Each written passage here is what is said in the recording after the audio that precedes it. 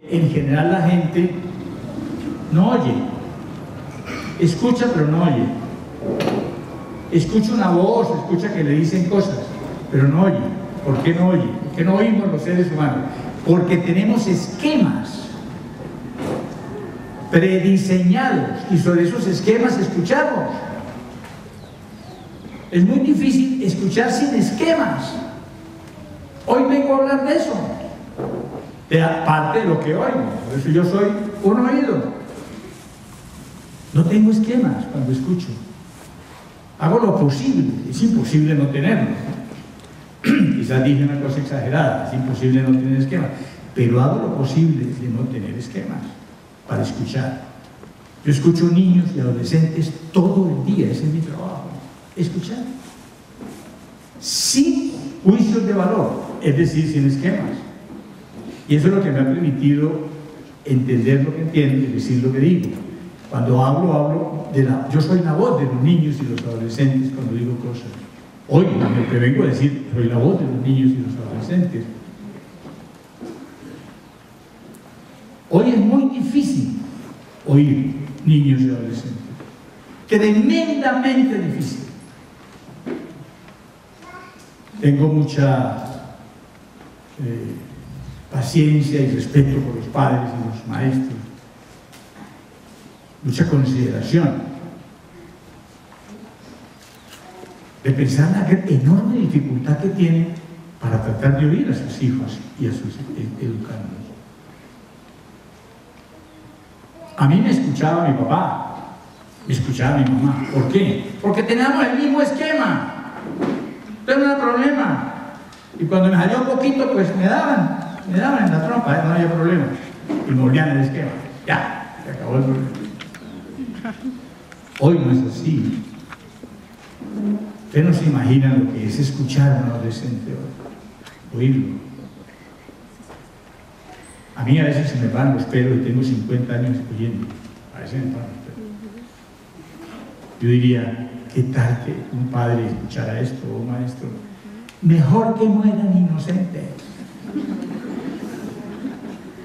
Tranquilo.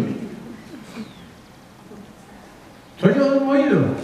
Yo lo que hago es escuchar, esa es mi identidad, no tengo otra. He hecho muchas cosas, muchas, pero lo que hago es escuchar y eso es mío. Y escucho desde allá, desde la Fundación Instituto Colombiano de Psicoterapia Integral, una cosa que hicimos hace muchos años, en donde yo investigo, trabajo. Ahí hemos producido todo nuestro trabajo en muchas líneas, porque sí, empecé como un psiquiatra, psicoanalista, de niños y adolescentes. De la mano de ellos me fueron sacando de ese cuento y me fueron llevando a un montón de espacios. Al primer espacio que me llevaron fue la educación.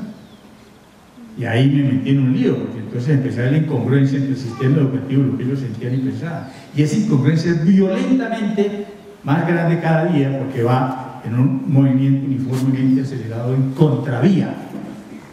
Ahí hay un problema muy serio. Me sacaron después a la política. Era inevitable. De la mano me llevaron a dónde? A la democracia. Entonces me volví un experto en democracia. Si algo me caracteriza es haber estudiado el cuento de la democracia. No sé si sé de eso, pero por lo menos lo estudié. O lo he intentado estudiar. A la sociología, a la historia. ¿A dónde no me han llevado los niños de la mano? Yo me dejo llevar, no tengo problema. Entonces por eso fui perdiendo mi identidad hasta quedar sin ella, ¿no? Soy un oído. Hace 10 años Miguel de Zubiría se inventó la Academia Colombiana de Educación. Miguel no hay que inventar cosas, ¿no? Se inventó la Academia. Ahí estamos metidos una cantidad de personajes. Me convocó porque yo sabía que yo estaba metido, allá había escrito un libro de educación. Mi libro de educación se llama Cómo formar un demócrata sin maltratarlo ni corromperlo. Eso es bien complicado. Ese libro está en Amazon.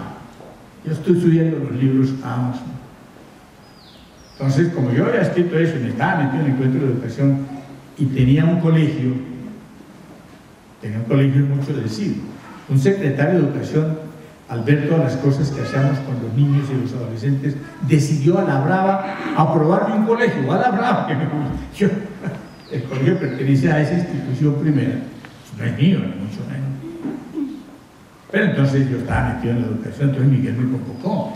Claro, lo que pasa es que ahí están los monstruos de la educación. Entonces, yo no soy de eso, yo a duras penas pues, los acompaño, ¿no? Yo escucho, yo oigo a todos. Ahí estamos en la academia, me distingue la academia. Bueno, el Merane que me invitó a conversar sobre este tema. Yo lo llamé así, impacto emocional del consumismo en menores. Y con una cápite, algo voy a decir sobre un tema que les interesaba, que era la ansiedad y la depresión, ligado con el tema del consumismo.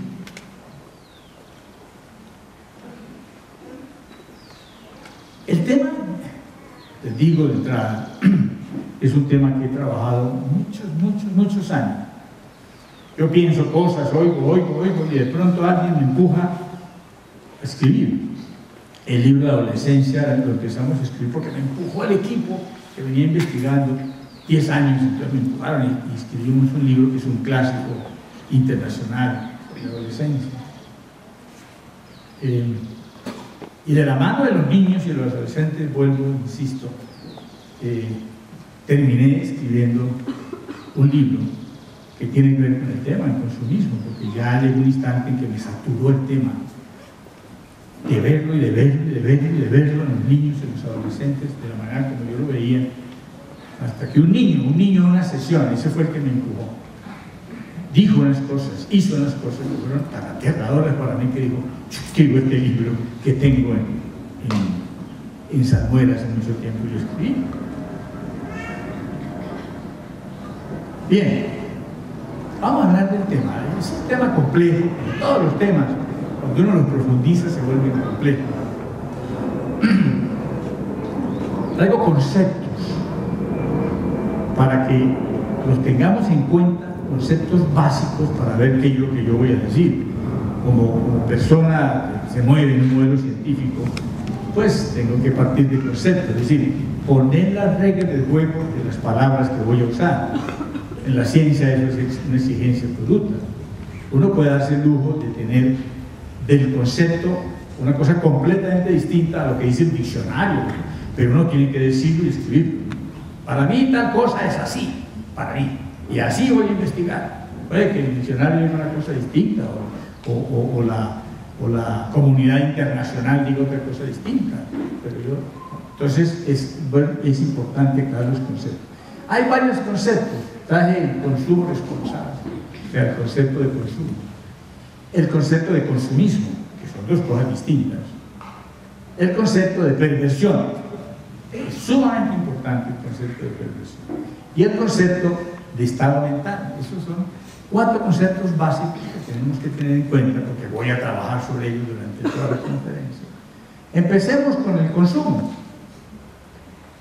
y tomemos definiciones en general. En eso hay un consenso muy grande, ¿no? El consumo, ¿qué es? Pues, es la acción de gastar o hacer uso de productos varios para ser utilizados con fines al bienestar humano y de satisfacción de sus inmediatas necesidades. Eso es claro, ese es el consumo. Y su mercadeo y publicidad tienen como único fin el presentar el producto con sus reales cualidades, con el fin de estimular su uso para beneficio de la comunidad. Eso sería el consumo. Es decir, hay cosas, claro, todo viene de dónde, pues de que estamos produciendo cosas para el bienestar del ser humano. ¿Y desde cuándo las estamos produciendo? Pues desde que arrancó la revolución industrial estamos produciendo cosas, hay fábricas, en fin, se produce industria. ¿Para producir qué? Pues aparatos útiles, bienes, qué sé yo, artículos, utensilios, que hacen a la gente vivir mejor, al ser humano vivir mejor. Entonces hay que contarle a la gente qué es lo que uno está haciendo para que lo use a su beneficio. ¿Qué tal si necesita la plancha, la nevera? Estamos robados. Entonces, existe, por lo tanto hay que contar el cuento. Ese cuento se cuenta en el mercado de la publicidad, pero diciendo las reales cualidades, el fin real de ese cuento, ¿no? Eso sería, y eso ha sido el consumo y su publicidad y su mercado. ¿Y qué es el consumismo? El consumismo es la tendencia inmoderada a adquirir, gastar o consumir bienes no siempre necesarios y rápidamente sustituibles por otros. Ese es el consumismo. Se dice así de la sociedad o civilización basada en un sistema tendente a estimular la producción y uso de bienes no estrictamente necesarios. El fin del consumismo es solo vender para generar lucro. Ese es el sentido del consumismo, vender. No que sirvan o no las cosas, eso no tiene importancia. Lo único que le interesa al consumismo es que suenen las cajas registradoras. Punto. Lo demás no tiene importancia. Eso hay que dejarlo claro. Su mercadeo es agresivo y su publicidad manipuladora y engañosa. No existe ninguna propaganda, voy a exagerar, que diga la verdad. Yo no conozco ninguna. A veces aparece alguna, ¿no?, que dice alguna cosa cercana, exagerada, pero cercana. Pero la mayoría no dicen sino mentiras. Vean, yo no, ya no veo, detesto la publicidad, ya no la puedo ver. Entonces, cuando voy a ver algo, le apago, cuando viene la publicidad, apago y leo. Yo apago la publicidad y leo noticieros, no soy capaz, ya no la soporto la publicidad. La estudié muchísimo, ayudé mucho también a investigar en publicidad. Utilizan métodos y técnicas de características perversas para generar un estado mental consumista. Características perversas. Por eso les digo que voy a definir los términos, porque todavía usted no sabe qué quiero decir con perverso. Pero hay que decirlo, poder ser justos en el uso del término. Entonces veamos qué es lo perverso. ¿Qué quiero decir con eso? ¿Qué dice el diccionario? Por eso aquí trae la definición semántica. Dice, sumamente malo, que causa daño intencionalmente. No me sirve esa definición. La genérica, que corrompe las costumbres o el orden y estado habitual de las cosas. Parte de esa definición me sirve. La corrupción me sirve. ¿Qué es la corrupción? Pues enseñar un modelo perverso. Eso me sirve. Pero no es lo que realmente quiero decir. ¿Qué quiero decir operativamente hoy en esta conferencia con perverso? Viene de una de las mis disciplinas de la que yo he estado viviendo y en la cual estoy inmerso, que es el psicoanálisis. Por alguna razón, el señor Freud, que se inventa el uso de este término en el psicoanálisis, lo planteó ligado a los instintos. Dijo: instinto crudo y sin modos de manejo, con propositivo desborde sin control de lo instintivo. Explico. El psicoanálisis, con Freud a la cabeza, planteó que los seres humanos teníamos unas tendencias naturales desde que nacíamos. Todos los seres humanos, todos somos exhibicionistas, masoquistas, sádicos, voraces, etcétera, ¿no? Tenemos tendencias naturales, extremadamente narcisistas. Esas tendencias naturales, sin doma, si no se doma, es peor que uno perverso. Una persona que come y come y come de bebé, porque lo obligaron a comer, y pesa 100 kilos a los 3 años. Pues es un niño pervertido en la oralidad, en la comida, etcétera, etcétera. Entonces, aquí no estamos haciendo un juicio de valor, no es que sea malo o bueno, no, simplemente es un desborde instintual. El desborde instintual lo llamamos perverso. Cuando uno actúa el desborde instintual, está actuando perversamente. Y cuando uno enseña eso, corrompe. Esa es la nomenclatura que vamos a utilizar. Y en la otra, un estado mental que ya lo situamos. ¿Qué es un estado mental? Esto es muy importante. Para hablar de consumismo, tenemos que hablar de perversidad y estado mental. Es dramáticamente importante. ¿Por qué? Van a ver. ¿Qué es un estado mental? Es una organización de fuerzas e intereses psíquicos alrededor de algo ideal, que se convierte en el centro último del sentido de ser individual o cultural de quien lo asuma como paradigma a seguir. Eso es un estado mental. Los sociólogos hablan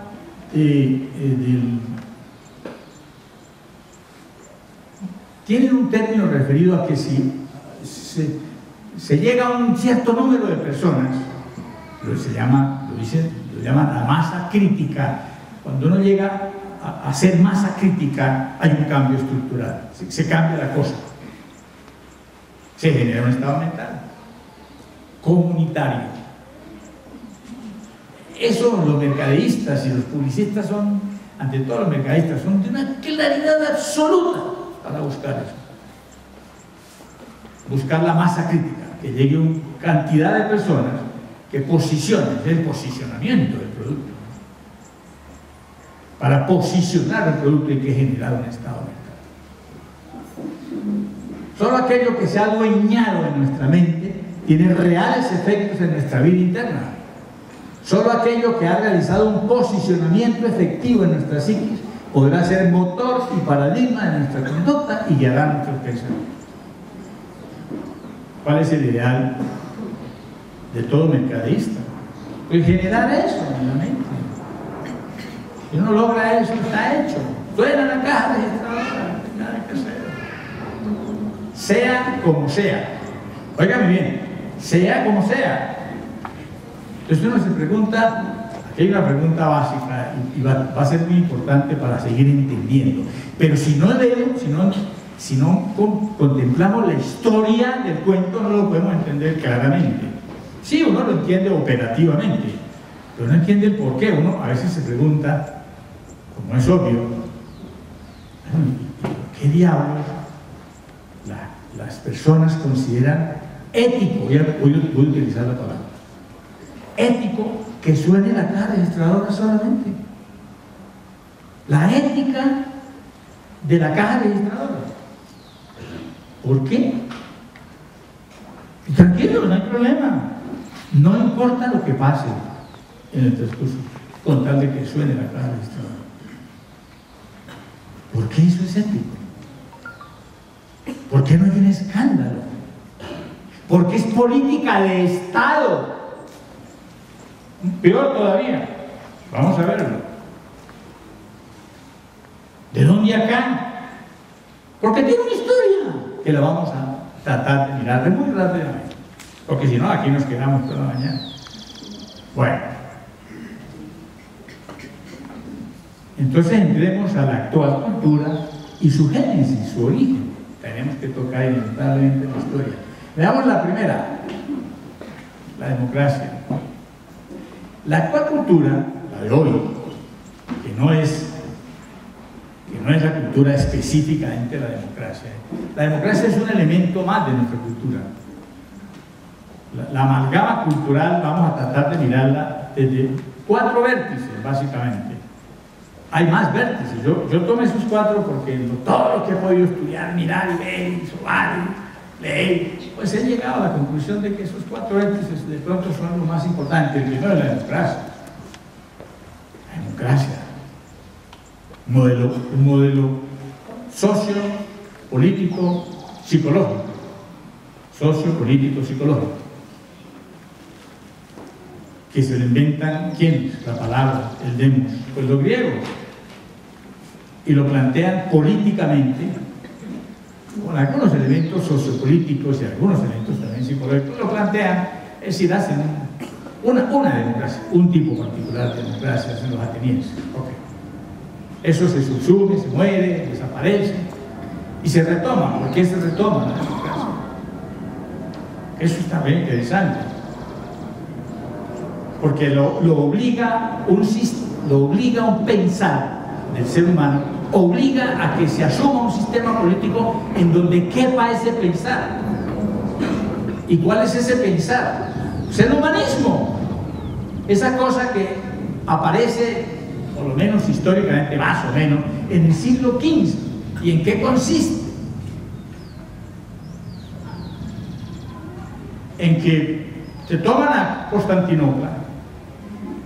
Entonces las gentes de ahí, ante todo traídas por Medici, por los italianos, ante todo los venecianos, y luego obviamente se asientan en Florencia, estos personajes pues tenían espíritu griego, pensaban en griego.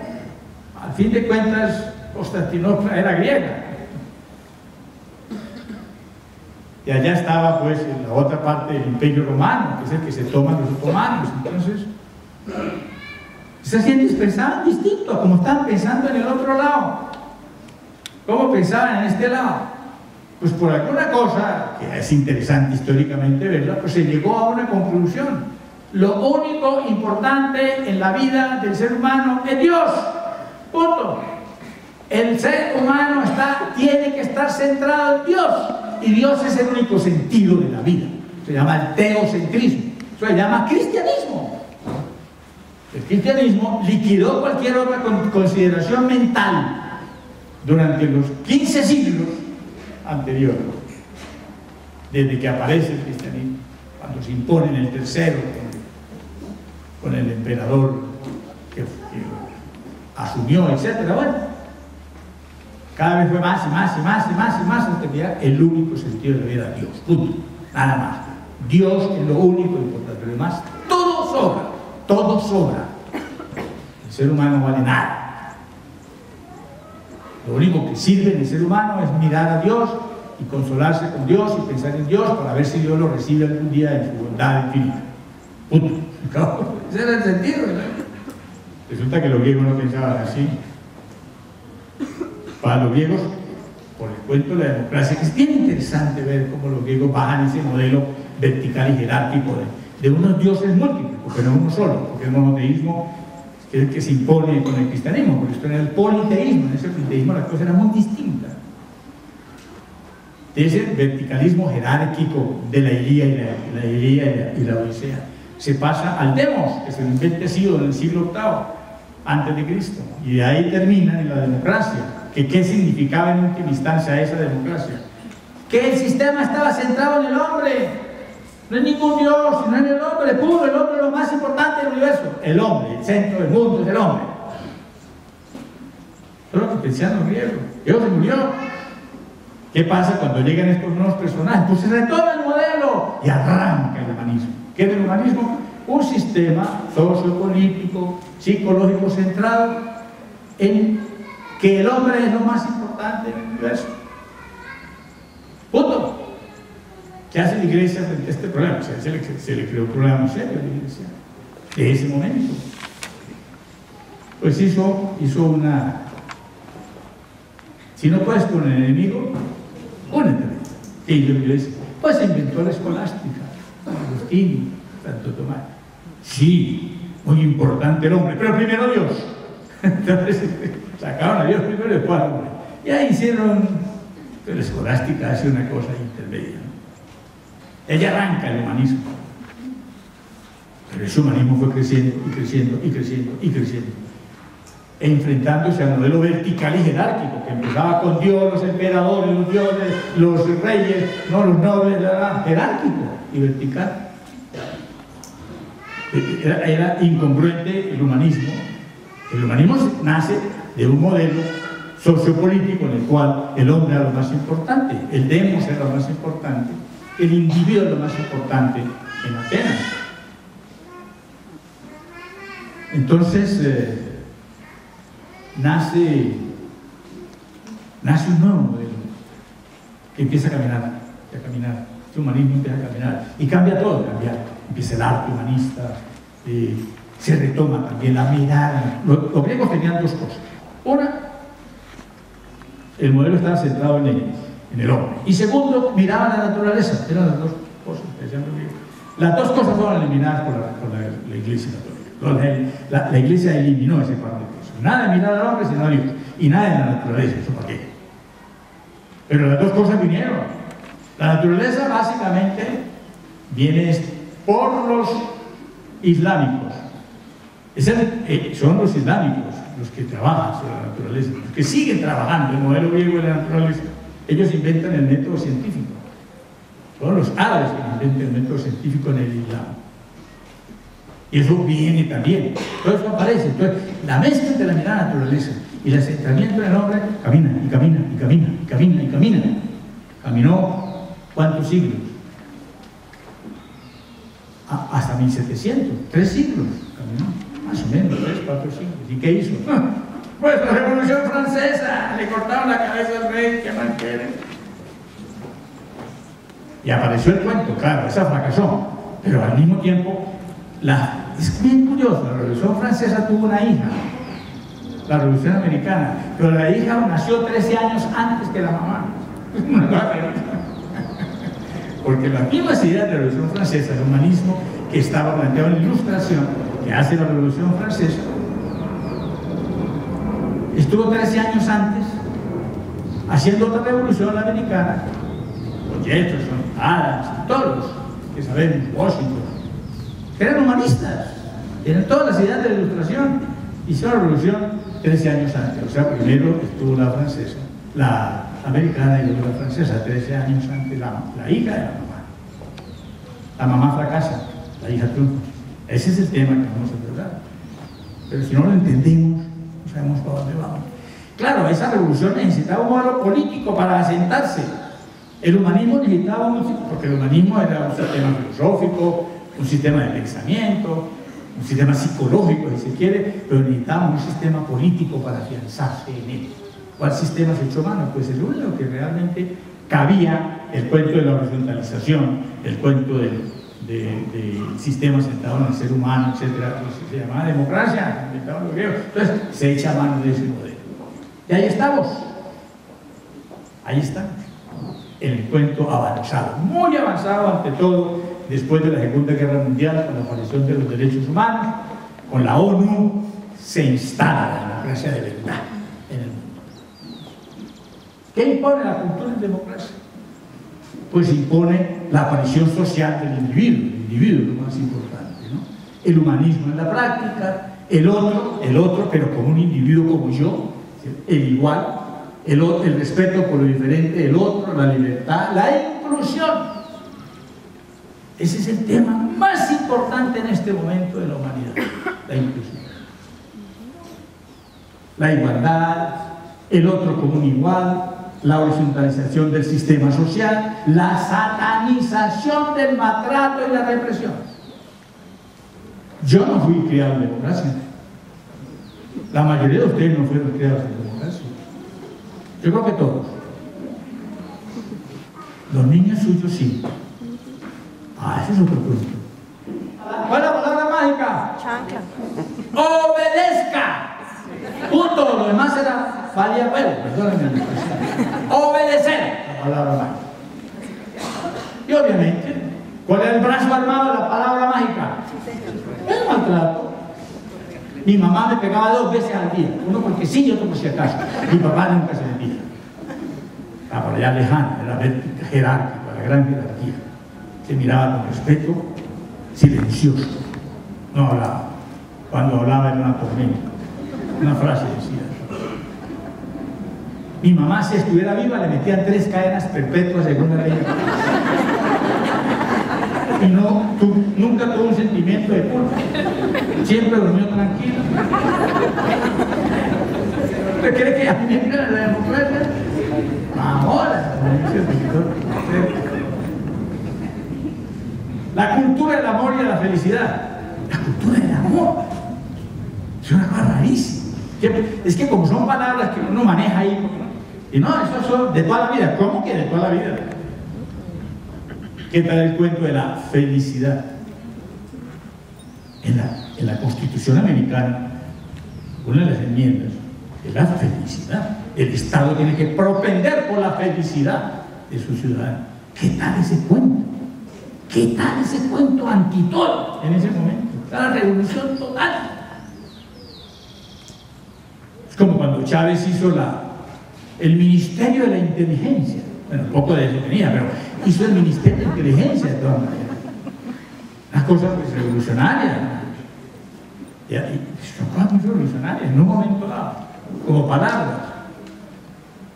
Y la instalación de un modelo económico amoroso con mentalización del paradigma o ideal humano en democracia. ¿Y cuál es el ideal humano en democracia? Rápidamente: individualidad, completud, libertad, igualdad, inclusión, generosidad, creatividad, sentido crítico, seguridad, felicidad, vinculado en el amor, realismo, respeto por el otro, espontaneidad, manejo del tiempo libre, pensamiento lógico, reparación, justicia, equidad, pensar pensamientos, honestidad y estética. A eso le jugamos en la escuela, ¿no? porque el modelo que yo viví fue totalmente distinto a eso. Créanme, no lo traje para no alargar el cuento, era totalmente distinto en que yo me crié. El individuo y la inclusión son los pilares de la naturaleza, como concepto. Segundo, la revolución industrial. Segundo componente de esa cultura actual. Las revoluciones industriales, que son 4. ¿Cuál es la primera? Pues la mecánica, cuando se inventa la máquina de vapor y el motor, que es la primera revolución, en el 1700, finales del 1700, luego finales de 1800, la eléctrica, parece energía eléctrica, finales de los 900, los últimos 30 años de los 900, 40 años, la informática, y estamos en la cuarta, ¿no? La robótica. Esas 4, ¿qué nos produjeron? Pues este mundo. ¿El mundo de qué? Pues de la tecnología. Entonces, el segundo pilar es la tecnología. De esta nueva cultura. Toda la tecnología. El tercero, el consumismo. Nadie puede pensar en esta cultura sin pensar en el consumo. La cultura occidental tiene una raíz poderosa en ese estado mental, en esa guía mental que produce el consumismo. Ya sabemos qué es el consumismo, dicho en palabras sencillas, que suene una caja registradora, pase lo que pase. La ética es rin, rin, rin, punto, no hay otra. No hay otra. ¿Y cuál es la génesis del consumismo? ¿Dónde arranca? Vamos a la historia, que si no entendemos la historia, no entendemos la Revolución Americana, que es la que genera el modelo consumista. Porque la Revolución Industrial pues la hace básicamente Inglaterra. Empieza con los hilares, ¿no? Con los telares automatizados, con las máquinas de vapor, etc. Pero la gran Revolución Industrial, pues, y las reglas de juego de la Revolución Industrial las pone los Estados Unidos, con su Revolución Americana y su modelo. Pero ¿cuál es el modelo? Es que es bien interesante. ¿De dónde? ¿Por qué traemos a este personaje? 1509-1564, el señor Jean Calvino. ¿Quién fue Jean Calvino? El señor que le puso la letra a la música que hizo Lutero, y entre los dos hicieron una canción. ¿Qué fue lo que hizo Lutero? La música. Gritó, y cantó, y corrió, y se murió. Eso fue lo que hizo Lutero. Pero esa música hubiera pasado solita si no aparece Calvino. ¿Por qué gritó Lutero? Porque León X, que era un papa Medici, por lo tanto negociante, había vendido el cielo. Lo loteó y lo vendió. ¿Ustedes saben cuánto valdría un lote a la diestra de Dios Padre con mirada al paraíso? Tenía que ver mucho. Pues así hizo León X. Loteó el cielo y lo vendió. El primer virtualista de la historia, León X. Se creó las indulgencias, uno compraba cielo, compraba la gracia. Si su mamá había matado a su papá, posiblemente estaba en el infierno. Pero si le compraban suficientes indulgencias, la sacaban de una vez para el cielo. ¿Cómo les parece? Eso fue lo que hizo León X. Y mandó a sus monjes, de todo uno que era el Setzer, que lo mandó, era alemán, lo mandó a Alemania. Y entonces él le contó, dijo, allá había un tipo pegando berridos. Pegó 95 bulas en la iglesia del castillo de los nobles de Wittenberg. Allá pegó 95 bulas creando problemas. Ah, ese es otro monje, dijo León X, otro monje alemán borracho más, eso no le pareció. Así contestó León X. Y era cierto. Lutero muy interesante, muy bien plantado, muy bien puesto, las cosas que dijo, etc. Pero no conceptualizó. La gracia seguía, no conceptualizó. Dije, ¿cómo así que la venden? Pero todo era afectivo emocional. pero no había conceptos para responder. ¿Quién responde? Este señor. ¿Cómo respondió? Maravilloso. ¿Qué dijo Calvino? Desde un principio Dios estableció lo que cada uno iba a hacer en la vida. ¿Qué tal eso? Dios estableció lo que cada uno iba a hacer en la vida, destinando a algunos para la salvación eterna y otros para la condenación. ¿Qué tal? Lo que dijo Calvino. Es que se nos olvida como el cuento, ¿no? Jesús solo murió por los elegidos. ¿Qué tal? Claro, ¿cuál es la pregunta que seguía de ahí? Claro, ¿cuáles eran los elegidos? ¿Y cuáles no? Los elegidos eran los que trabajaban y producían dinero. ¿Qué había dicho la iglesia hasta el momento? Más fácil pasa un camello por el ojo de una aguja que un rico entre en el reino de los cielos. ¿Qué era un camello? Un lazo para tirar vasco, no un animal. Es que la gente piensa que era un animal con dos ibas. No, un barco se llamaba camello al lazo con que tiraban los barcos. Que era un lazo así de grueso. Entonces, ¿cómo carajo pasaba un camello por el ojo de una aguja? Y aparecen los mendigantes con San Francisco de Asís, y había que ser pobre para el cielo. ¿Y qué dice este tipo? Exactamente al contrario. Porque le preguntaron, ¿y eso por qué? Que Dios escoge a uno. Eso es misterio divino, pregúntele a él. Dijo Calvino. Así dijo. ¿Y qué pasó entonces? El mundo venía así y Calvino lo volvió así. Generó una nueva ética, una nueva manera de mirar el mundo. Los ricos van al cielo y los pobres están condenados desde toda la eternidad. ¿Cómo les parece? Eso fue lo que dijo Calvino. Generó un movimiento. Hay un libro, un libro, pero en el libro hay un artículo famoso de Weber, es maravilloso, que se llama La ética protestante y el espíritu del capitalismo. Hay que leerlo. Es maravilloso lo que plantea Weber, que es el padre de la sociología moderna. Los elegidos, cuando tienen todos los síntomas de elegidos, son santos vivientes. O sea, entre más rico y más poderoso, más santo viviente.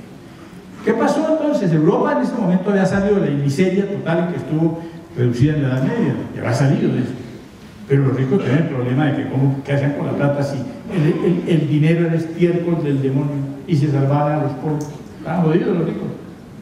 Calvino les abrió la puerta. Entonces todos los ricos de Europa se volvieron calvinistas. Alemania, Holanda, Inglaterra, todos los ricos, ¿no? Gran parte de Francia. Todos, España ahí se quedó católica. Entonces hace una nueva interpretación económica del mundo. Ese sí fue un hombre que cambió. Y pasa de la predestinación, estamos predestinados a condenarnos, a deificar el dinero. Como todo lo que en última instancia hace que el trabajo y toda esta energía que dedicamos al trabajo, etcétera, es producir dinero, pues el dinero tiene que ver con Dios, no es el estiércol del demonio, sino un símbolo divino. Volteó todo. Ahora empezamos a entender que la Revolución Americana, ¿qué le pasó a la Revolución? Mamá, ¿quién le contesta? Vamos a jugar un poco con este cuento. ¿Quién le contesta? Una valiente respuesta. Ignacio. San Ignacio le contesta. La voluntad libre puede producir buenas obras morales sin ayuda de la gracia. Él le contesta, porque teme a la gracia. La gracia existe, la gracia no existe. Alguien dice no existe, pero X la vendía, por lo tanto existía, que la gente la vendía, como no iba a existir. Entonces Ignacio Media dice, uno puede hacer cosas buenas y morales, estupendas, sin ayuda de la gracia. Simplemente porque uno es libre de hacerlas. Uno puede resistir las tentaciones y elevarse a los actos de fe, esperanza y contrición. Cuando el hombre ha llegado a este punto, cuando uno libremente hace todas esas cosas buenas, llamémoslo así, Dios le concede la gracia por los méritos de Cristo.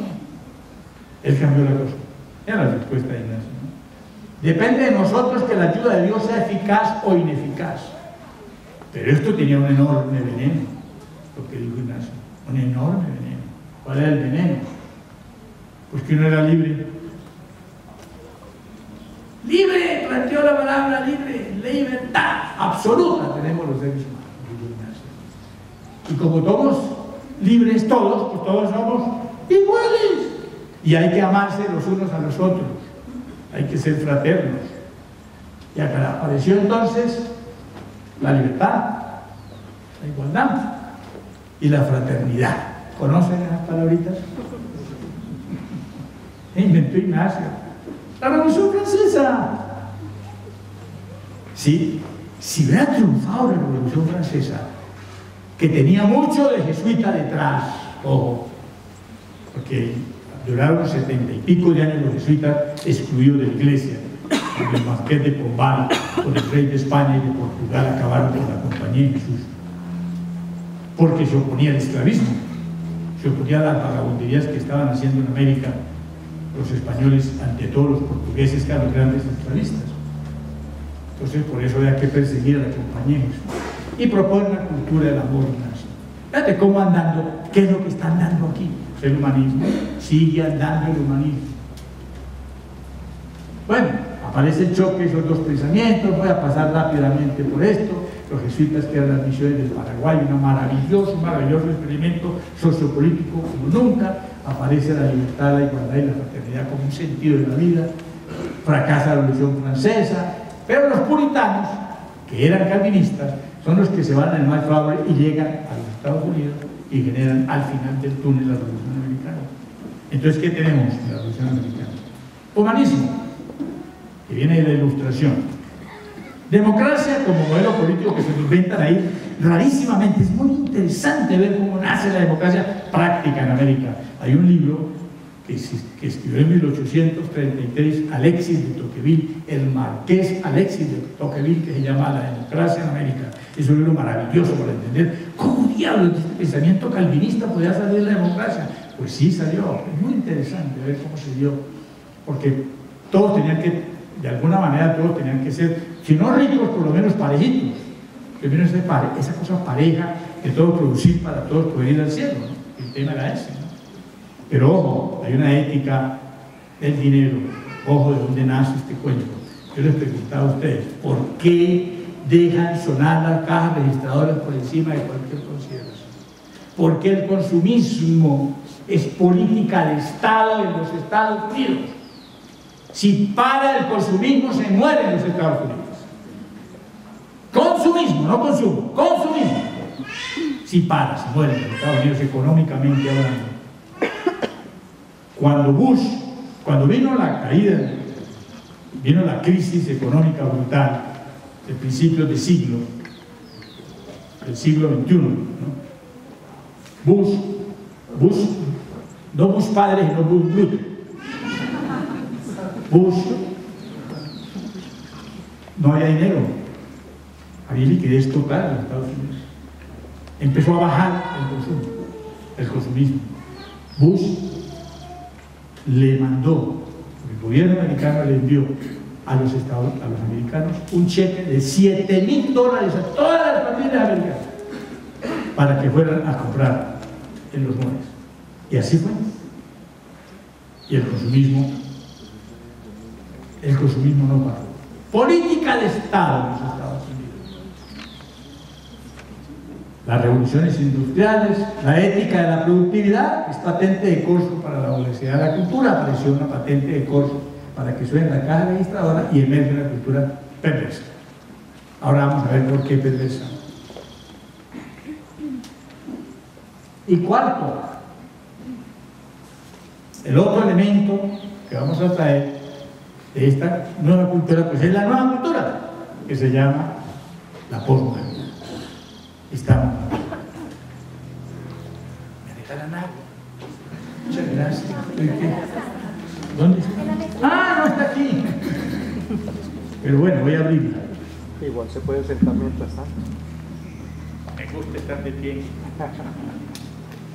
Cuide las varices.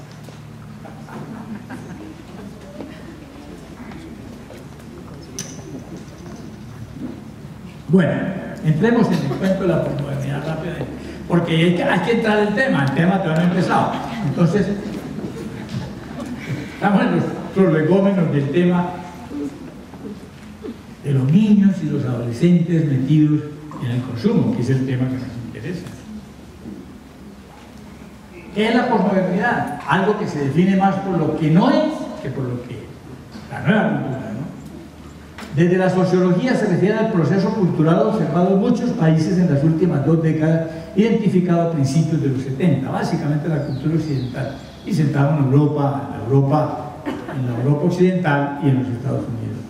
Los Estados Unidos, hitos históricos. Los Estados Unidos, el hito histórico más importante es Woodstock. No lo traje aquí, debería haberlo traído. El festival hippie para mí es el arranque de cuento, pero se pone como clásicos la Revolución de Mayo del 68 con Daniel Larouche a la cabeza y el lema prohibido, prohibido. Era el lema de los, en ese momento, de los revolucionarios franceses. Y la caída del muro de Berlín en el 89, son los hitos históricos. Yo le agregaría Woodstock también, el festival hippie. Hay un acuerdo en que se trata de una renovación radical de las formas tradicionales que imperaron en la modernidad en materia de arte, cultura, pensamiento y vida social. Todo cambió. El planteamiento era total. Contundente y revolucionaria respuesta al fracaso de la rígida, teológica y lineal modernidad, la que no pudo contener los avances de la ciencia y el pensamiento no lineales, y la que no fue capaz de emancipar a la humanidad. No fue capaz. Todos los ismos que fueron saliendo, todo fracasaron. Pues ya, nada más. No le jalemos más a nada de eso, es el pensamiento, ¿no? Y aparecen cuáles son los eslóganes básicos, los conceptos básicos de la posmodernidad. Primero, el primer elemento es la globalización.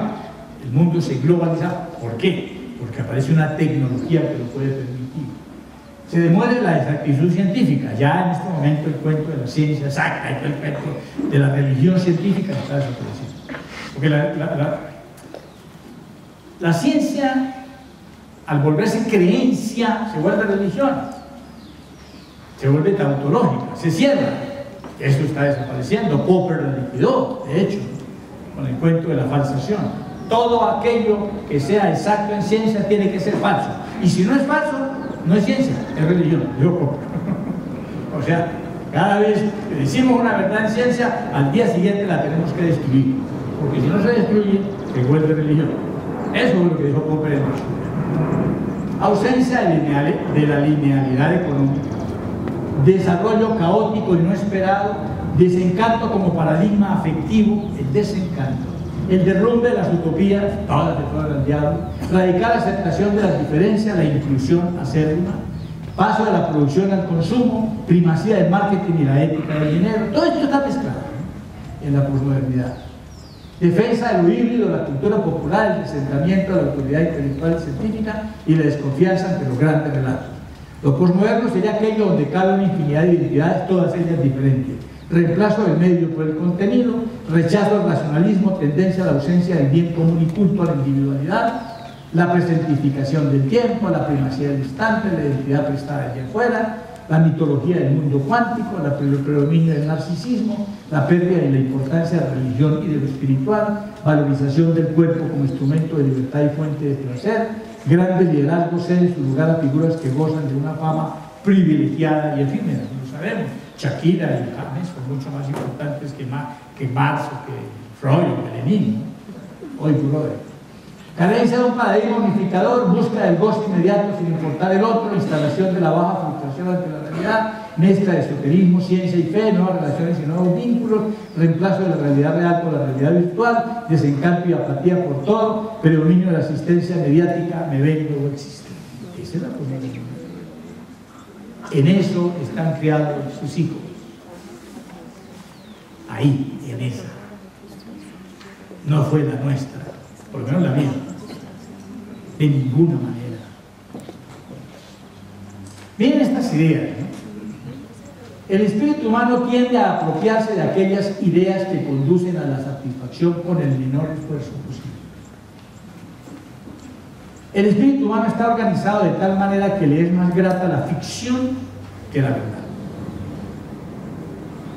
Las cosas son importantes por lo que parecen ilusoriamente ser y no por lo que son en realidad. Esas frases básicas para la cultura de la posmodernidad. ¿Quién las dijo? Erasmo de Rotterdam en 1509 en el elogio de la vida. Yo me encontré con esta frase y me sorprendí. O sea que de alguna manera el ser humano siempre ha sabido el cuento de la ilusión, el cuento de que todo es mito, un poco lo que Harari dice en su último libro de Homus Deus. Bueno, ¿qué produce el consumismo? Saquemos uno de los pilares que le hemos puesto a la posmodernidad y analizando. ¿Qué produce el consumismo? Una cultura perversa. En el sentido que hemos dicho de lo perverso, es decir, el desborde instintual. Pero no solamente el desborde instintual permitido, sino el desborde instintual estimulado. Porque con el desborde instintual estimulado a través del mercadeo y la publicidad, suenan las cajas registradoras. Y eso es posible porque el dinero es lo más importante sobre cualquier otra consideración. Calvino. La educación perversa en la nueva cultura. Hay una teoría. Toda educación debe tener una teoría, un método y una técnica. El método y la técnica son las consecuencias de un postulado teórico. El postulado teórico es que a través de la identificación podemos generar un modelo perverso y podemos corromper. Y la prioridad de eso es entonces pervertir a los niños. Ese fue el libro que escribimos. Prioridad, pervertir a los niños. O sea, prioridad, estimular la instintualidad desbordada en los niños. Esa es la prioridad. Porque si no es ahí, entonces ¿dónde? A los adultos no les jalan a esa vaina. Un poquito, pero no tanto. Pero los niños son para eso. Los mercaderistas son claros en eso. Si a los 4 años un niño no es consumista, no perdieron el año. 4 años es el límite para que el consumismo se instale en la mente como un estado mental. Por eso las palabras. Nosotros escribimos un libro que se llama Prioridad pervertir a los niños y que Calvin lo dice muy claramente. Oh, el más grande de los medios, gracias por elevar la emoción, reducir el pensamiento y ahogar la imaginación, le dice Calvin a la televisión. Gracias por las seducciones rápidas, artificiales y por la insidiosa manipulación de los deseos humanos con propósitos comerciales. ¿Qué tal? Este tazón de tapioca tibia representa mi cerebro. Lo ofrezco en humilde sacrificio, otórganos tu luz titilante por siempre. ¡Ahí está! No necesito decir más. La mamá sorprendía a las 4 de la mañana viendo el televisor prendido y un tazón en el piso, ¿no? ¿Y aquí qué dices? Ay, señorita Laura, mis hijos quieren ser narcos, sicarios, prepagos, no sé qué hacer, todo por las malas influencias. ¡Que pasen los responsables! RCN y Caracol. ¡Está todo dicho!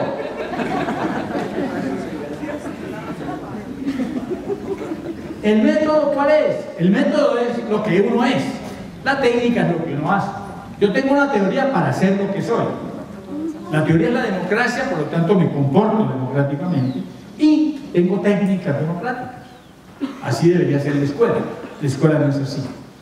La escuela tiene teorías democráticas maravillosas y los métodos y las técnicas son represivos. Toda la escuela. Así funciona. Hasta ahora. La van a cambiar los que vienen. Sin lugar a dudas. Lo que pasa es que la escuela no se dio cuenta de que está muerta y sigue pensando que está viva. La van a cambiar. El método de la permisividad, o sea, ¿qué es lo que yo tengo que hacer? ¿Qué es lo que yo tengo que ser? Un individuo absolutamente permisivo, permitirlo todo. Y la técnica, no frustrar. Si yo permito todo y no frustro, genero un modelo perverso de funcionamiento mental. Así de sencillo.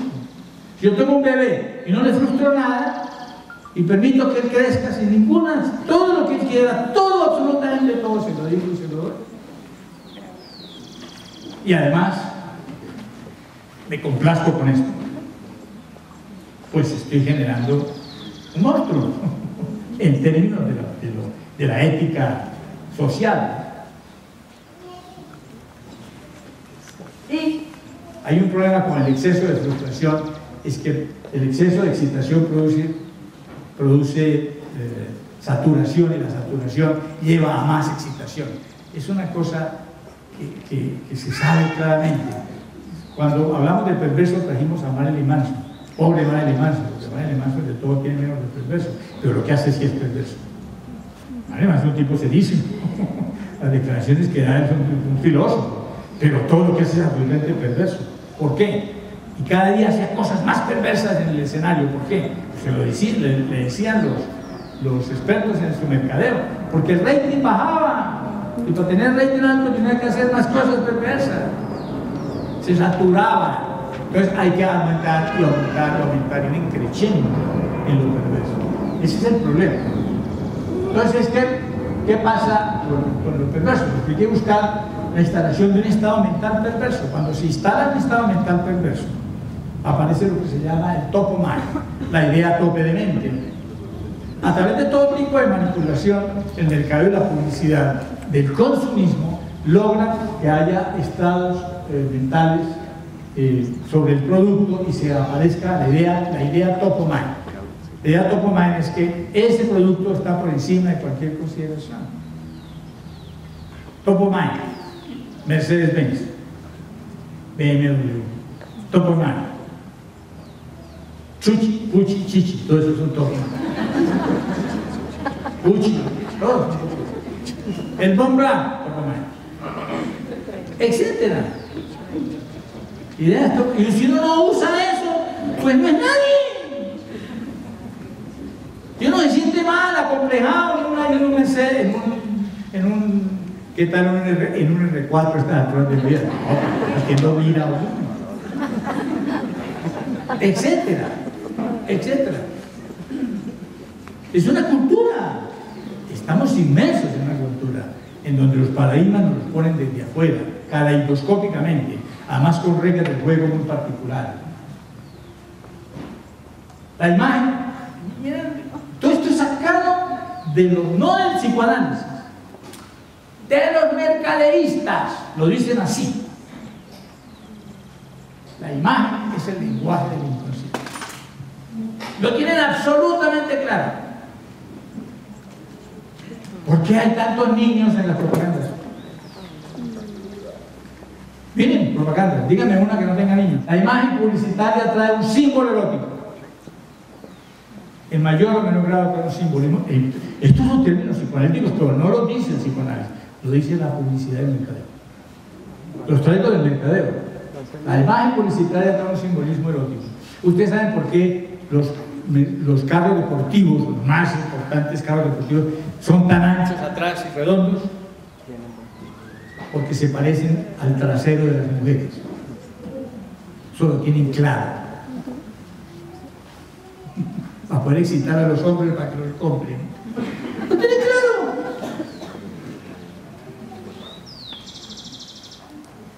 El simbolismo erótico no estimula una descarga. Uno no tiene un orgasmo mirando un Mercedes, pero se acerca. Y si se sube a él y despicha,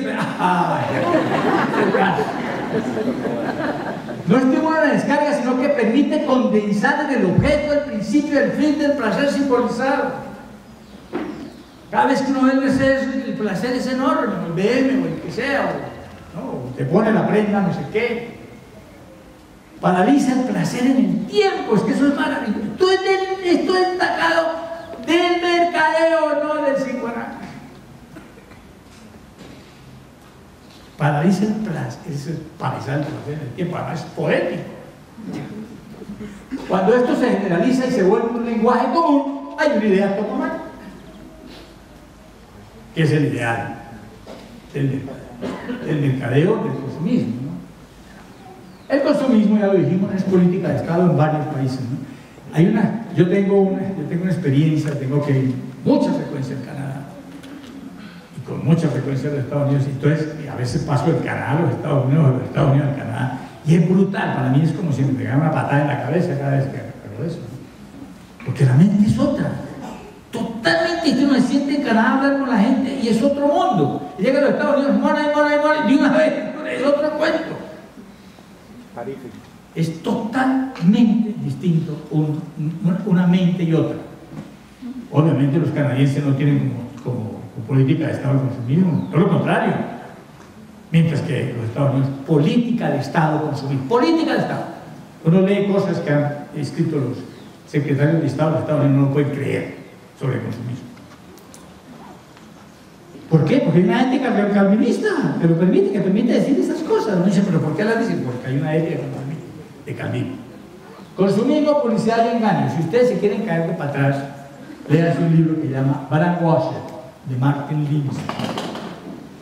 Martin Lindstein va a tener que pagarme a mí regalías porque no hago ninguna serie de propaganda del libro. En español se llama lavado cerebral de marcas. Brainwashed es lavado de marcas. Martin Lindstein es el mercaderista más grande de la historia. En el 2008 se quedó sin trabajo, o por poco trabajo. Él trabaja 360 días al año. Desesperado por su actitud consumista, decidió no volver a consumir.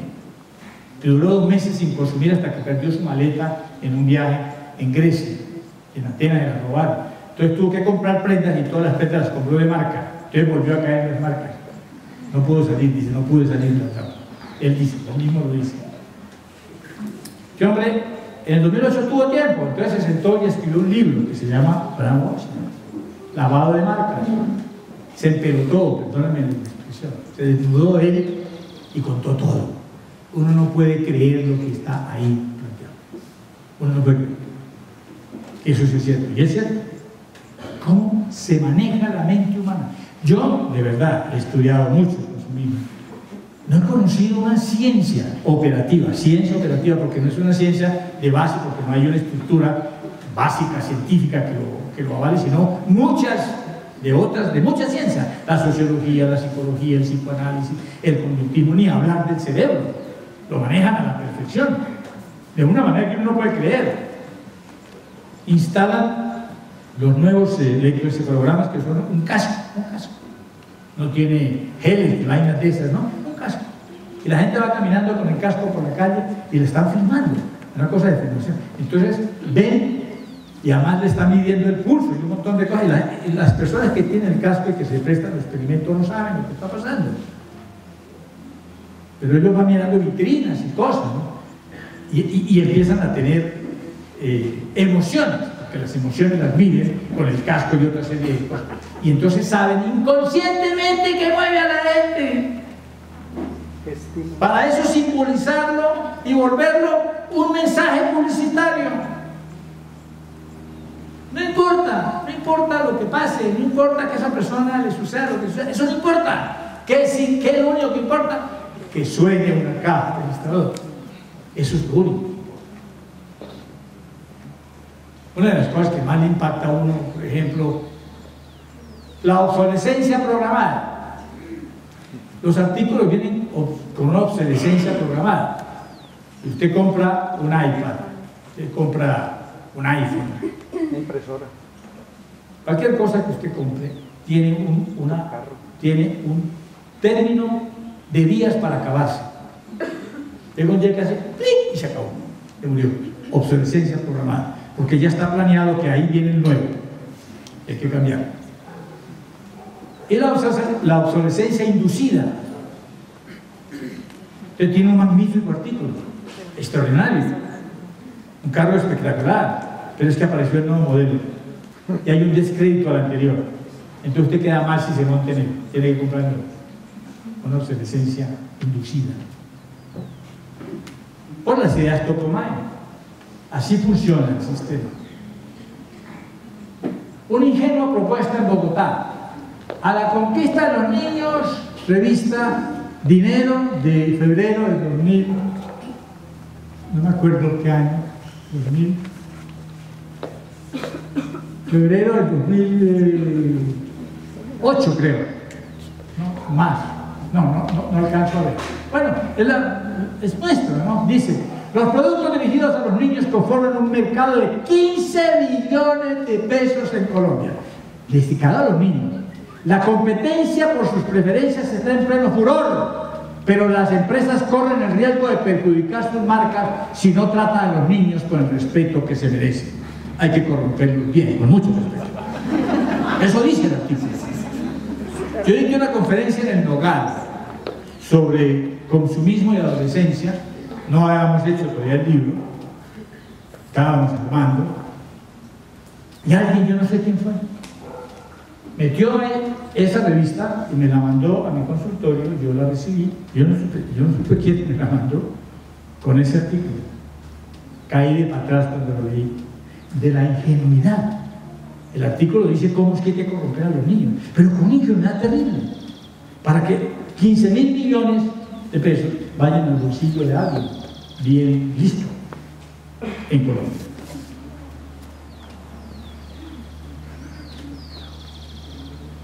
¿Y cómo funciona ese?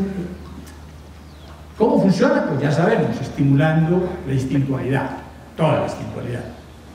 Ustedes saben qué es lo que más venden, que lo saben, lo dice Winston en su libro, y lo dicen todos. ¿Saben qué es lo que más vende en el mundo, al ser humano? ¿Qué es lo que más le vende? ¿Qué es lo que más compra el ser humano? Odio, rabia, violencia. Es lo que más compra. El juego, el interjuego, el videojuego más violento que ha producido la historia de los videojuegos, produjo $30 millones el primer minuto en que salió. Yo he visto unos juegos, porque, como les digo, yo soy un oído de los niños, entonces los niños llegan y hacen lo que les da la gana en el consultorio. Y hablan, entonces yo tengo un computador al servicio de ellos también. A veces me preguntan, con mucha frecuencia me preguntan, ¿no? ¿Puedo usar el computador? Sí, claro, que quiero que mires un juego. Yo he visto unas cosas que ustedes, no sé si ustedes lo han visto. Solo yo sí lo he visto. Créeme que me caigo de patadas. Hay un juego que vi de un niño de como 6 años, 7 años. Él jugaba eso, claro, buscando pasar, que es muy interesante y obviamente eso es una gran cosa del juego. Es porque frustra, y uno tiene que hacer grandes esfuerzos para pasar de un nivel a otro nivel, y todo eso enseña, todo eso realmente es muy importante, y eso es la razón por la cual es positivo todo eso. Pero los contenidos que tiene, ese día yo me quedé, cuando vi ese juego, yo no puedo creer, lo estaba viendo. Había que pasar unas cosas muy difíciles que iban. Me acuerdo mucho de un personaje, además lindamente hecho, que iba en una bicicleta. Un hombre iba en una bicicleta, un hombre militarito en una bicicleta, con un bebé atrás. Entonces yo recuerdo cómo saltaba la bicicleta y el bebé se salía y quedaba ensartado en una cantidad de alambres y de cosas y de púas que lo volvían pedazos. Y salían 2 pedazos del niño y la sangre a borbotones, y el tipo de pronto le cayó un brazo y una pierna y salían los borbotones de sangre y seguía hasta que ya, pues no, ay carajo, no pude pasar el nivel y vuelvo otra vez. Y yo miraba eso, estaba bien. Más etcétera, etcétera. Yo he visto lo que ustedes quieran, en violencia todo lo que ustedes quieran. Lo que más vende es la agresión, y el segundo, lo que más vende es el miedo. Entonces, si hay miedo y agresión, han hecho. Eso vale. Y miren los videos, miren los juegos. El problema no es el juego y la estructura, que es maravillosa, sino el contenido que hay ahí, que es el que mueve la caja registradora. Bien. Yo traigo el juego. ¿Por qué? Porque es muy importante. Esa es la teoría. En la teoría del mercadeo, el juego juega un papel importantísimo. La capacidad mental de reunir objetos o fenómenos de la realidad exterior para usarlos al servicio de la realidad interna. Es una teoría clarísima. O sea, capacidad mental que tenemos los seres humanos de reunir objetos de afuera para manejar el mundo de adentro. Ese es el juego. Eso es jugar. Pero ¿dónde juega uno? En un espacio particular que tenemos todos los seres humanos, que se llama el espacio de ilusión. Así lo llamó un famoso psicoanalista, uno de los hombres más geniales después de Freud, que fue Donald Winnicott. Llamó eso el espacio de ilusión, donde vivimos los seres humanos. Los seres humanos no vivimos en la realidad real, ni vivimos en la realidad interna. La realidad interna es terriblemente persecutoria, y la realidad real es terriblemente frustrante. Entonces vivimos en una mitad ahí, que llamamos el espacio de ilusión. Todos vivimos. Ahorita les cuento qué es el espacio de ilusión por un ejemplo. El juego transcurre en el espacio transicional o espacio de ilusión. Jugar es pensar afuera, decimos en nuestra escuela. Porque uno está manipulando objetos de afuera, pero está mirando su mundo interno a través del juego. Todas estas teorías que se llevan a la práctica son dramáticamente importantes para publicidad y mercadeo. ¿Qué pasa con la publicidad? ¿Qué pasa con el mercadeo y la publicidad? El mercadeo como estructura conceptual y la publicidad como su brazo armado, ¿no? Nos lleva a jugar en la mente con los objetos que ofrece el mercadeo. ¿Ya? Y jugamos con ellos. Les voy a explicar el espacio de ilusión que es. Estoy quebrado, debo hasta la camisa. 2 de la mañana de un lunes, 2 de la mañana, me despierto con la pijama empapada del sudor, del pánico que tengo de ese lunes, llegar a la oficina, a enfrentar la quiebra. Los bancos me van a reventar, estoy en pánico total. Realidad externa, debo un montón de plata. Realidad interna, me persigo. Usted es un estúpido, cretino, mire cómo se hizo de daño, acabó con usted lo que merece es suicidarse, me dice el mundo interno. Y el mundo externo me dice, pague, papito, pague. Y yo en esa angustia tan velada. Me despierto, desayuno, nada, pues, esa angustia, y me voy en el carro ahí, voy por el 85, de pronto veo un letrero que dice, ¡Baloto! ¡60.000 millones! Y uy, madre, mucha plata. Y empiezo a pensar, oye, ¿qué haría yo con 60.000 millones? Y empiezo, bueno, hago deuda, algo me quedará. Entonces, pues compro una casa en Cartagena, y un yate, y bueno, y empiezo a contentarme. La gente me ve muy rico, y feliz, y llego a la oficina tranquilo. Me gané 60.000 millones. Dios mío, una enorme felicidad. Y la secretaria me dice, doctor, lo llamamos del banco, ¿qué esperen al pendejo? Vamos por ella. Y ya tranquilo me voy para el banco. Y sonriente, y entonces el tipo me ve seguro y tranquilo, no, las cosas van muy bien. Y saco un crédito de 3 meses más todavía. Entonces, ¿con qué lo solucioné? Con las ilusiones. Me gané 60.000 millones. Y con eso manejé la realidad. Espacio de ilusión, viví la ilusión. Ahí vivimos los seres humanos. Miren ustedes, echen para adentro donde viven. En el espacio de ilusión. Si no tuviéramos ese espacio, nos suicidábamos todos. Ahí vivimos. Y ese es el que hay que estimular en el mercadeo. El mercadeo como filosofía, la publicidad como gráfica humana. El exceso de objetos y de complacencia en ese excesivo jugar es lo que llamamos superjuego.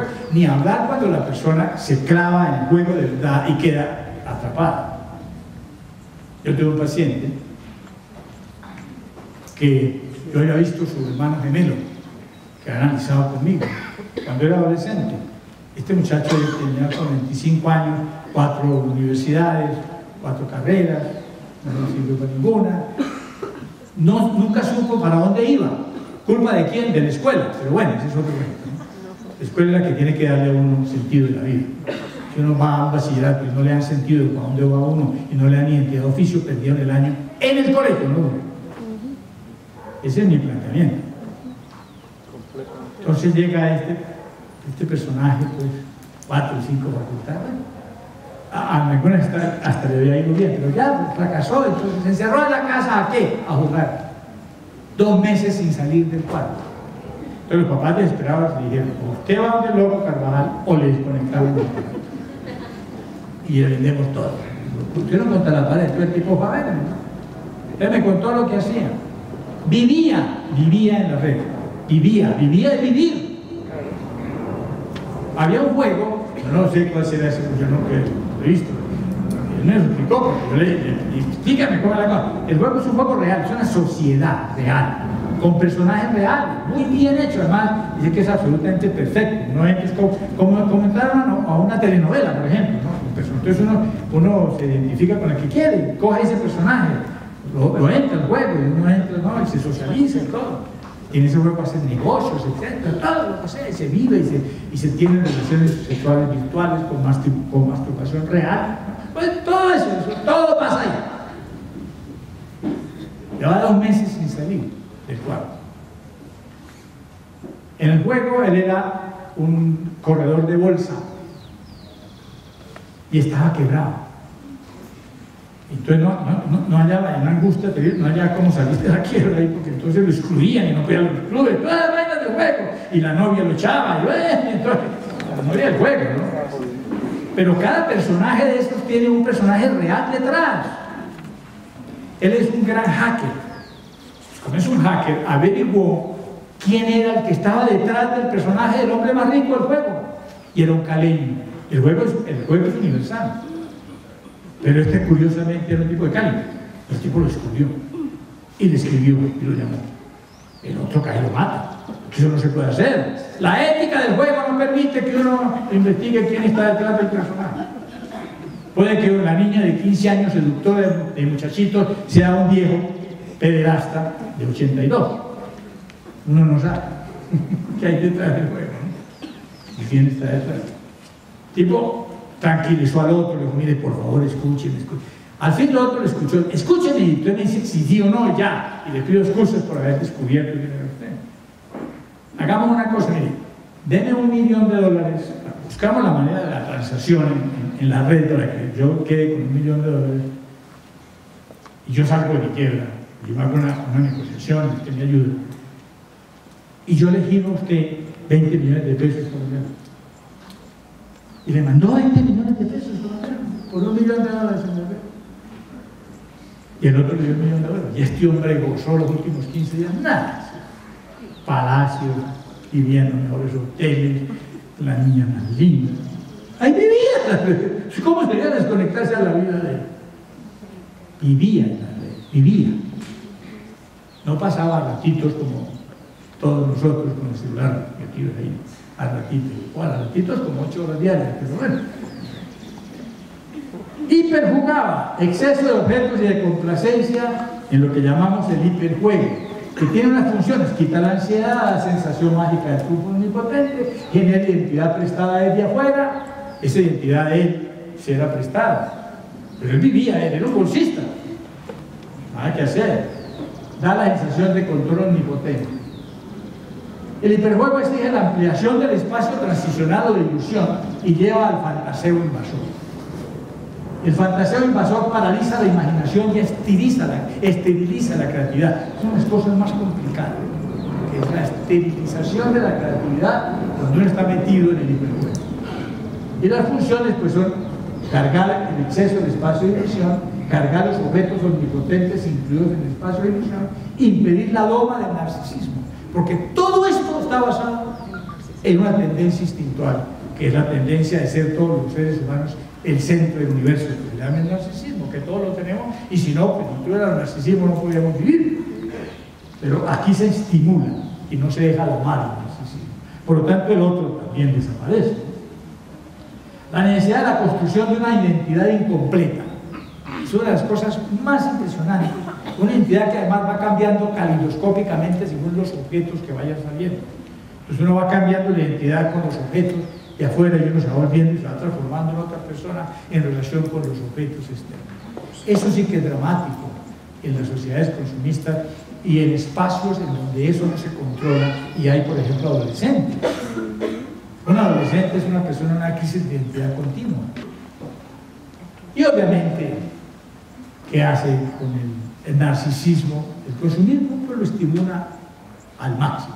Pero si estimula el narcisismo a través de los objetos y del exhibicionismo que viene detrás, o sea, esta cultura es narcisista, exhibicionista y adolescente. Adolescente porque no cierra la identidad nunca. Exhibicionista porque todo hay que mostrarlo para sentirse bien. ¿Sentirse bien en dónde? En el narcisismo. Narcisismo, exhibicionismo y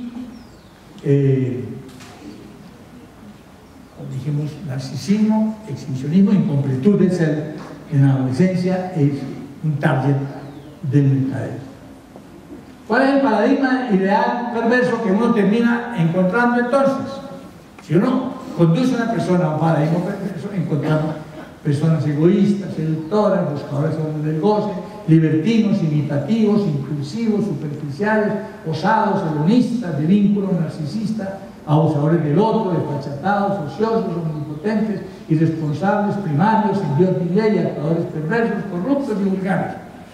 Una vez dicté una conferencia parecida detrás de este paradigma y un maestro atrás gritó: ¡Uy, eso parece un curso de noveno!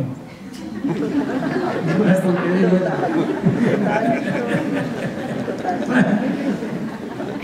¿Se parecen al democrático? Bueno, este es el ideal que plantea la cultura consumista. O es lo que produce, puede que no sea el ideal que busque, pero es lo que produce. Si yo tomo una persona y la manejo solamente con el modelo consumista, termino con un ideal perverso, de manera de ser. Bueno, el producto terminado, ahora veamos qué produce. Toda esta mezcla, democracia, consumismo, la llamada posmodernidad y obviamente la tecnología de la mano, ¿qué produce? ¿Qué niño produce? ¿Qué niño tenemos hoy? Tenemos un niño pegado a la red, bebés pegados a la red, niños caprichosos, móviles, tiránicos, incontenidos, no satisfechos, que desbordan a los padres, consumistas ávidos, irascibles, viendo porno desde los 5 años. Así sí, desde los 5 años también. Yo tengo las casas, que yo oigo todo, no le digo, créanme. Infelices, terrible ver a los niños infelices hablando de morirse y amenazando con suicidarse. Esos son niños que vemos hoy. ¿Qué adolescente vemos hoy? Los milénicos o la generación Y, jóvenes que llegaron a su vida adulta con el cambio de siglo, críticos, estratégicos, insociables, pero superficiales. Se mueven casi exclusivamente a través del internet, del móvil y de los medios sociales. A través de ellos manejan su economía. Son nativos digitales, hiperinformados, sufren pánico a desconectarse de sus aparatos. Altamente desconfiados, se declaran independientes sin realmente serlo. Muchos son desempleados y viven con sus padres. Tienden a demorar su entrada en roles adultos, por eso los llaman los Peter Pan. Rebeldes con sus jefes, sintiéndose mejor que ellos. Rechazan los horarios y los compromisos estables, no quieren hijos ni matrimonio. Mejor un perro que un gato. Padecen enorme descontento político y religioso, se declaran como ateos, tenidos por flojos, egoístas, descreídos, perezosos y pretenciosos. Inmediatez en sus ambiciones, logran en buena parte altos niveles de estudio, pero muchos prefieren carreras técnicas que les impliquen poco esfuerzo, poco productivo. Eso es lo que estamos viendo. Bueno, ese es el mundo que les tocó. ¿Cómo lo van a manejar? Algunas consecuencias. La ansiedad, que era un tema que importaba, ¿no? La ansiedad es una señal de alarma que significa que el sistema psíquico se ha desequilibrado y está fuera de control. Algunos factores ansiogénicos producidos por el consumismo, ¿no? Baja frustración, hiperexcitación, superficialidad, compulsión al juego, compulsión lúdica, ocio improductivo, regresión, se vuelven bebés, disociabilidad y pérdida de objetos integradores que llevan a la ansiedad. A la depresión, enfermedad o trastorno mental que se caracteriza por una profunda tristeza, decaimiento anímico, baja autoestima, pérdida de interés por todo y disminución de las funciones psíquicas. Volcamiento de la agresión sobre sí mismo. El mecanismo de la depresión es que uno toma la agresión y le dirige contra uno mismo.